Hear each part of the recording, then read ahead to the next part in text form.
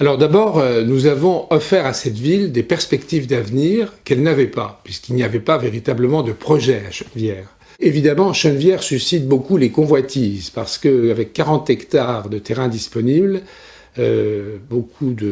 d'instances auraient souhaité une urbanisation rapide, et c'est ce que nous n'avons pas voulu. Nous avons voulu, au contraire, prévoir que les choses soient phasées, avec une règle absolue, privilégier la relation entre les transports et l'aménagement. Avec les transports, le projet qu'on appelle Altival permettra d'aller du fort de Champigny à la gare de Brivilliers-Champigny rapidement, et donc de rapprocher les gens de leur lieu de travail, ce qui est un sujet fondamental. Mais autour de cette arrivée d'Altival, il y aura des équipements publics avec le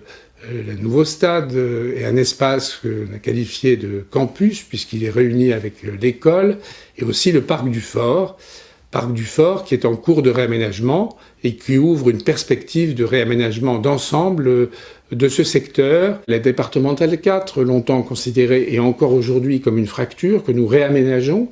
et ça change, je crois, aussi la physionomie de la ville, et ça sera évidemment encore beaucoup plus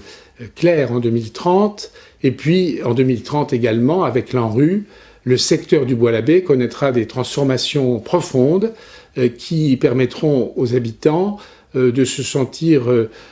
heureux également de vivre dans un cadre de vie qui aura été profondément rénové. Nous avons aussi obtenu du territoire, et je crois que ça c'est vraiment très important, un soutien de plus de 13 millions d'euros pour la création d'une médiathèque conservatoire espace associatif pour les associations culturelles,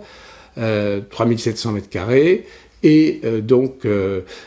c'est évidemment un lieu qui sera un lieu de rencontre important pour les Canavérois. En somme, il s'agit de faire de Chennevières une ville où il fait bon vivre, c'est déjà le cas, mais une ville exemplaire dans notre département, qui allie l'environnement, le caractère urbain bien entendu, et le bonheur de vivre ensemble.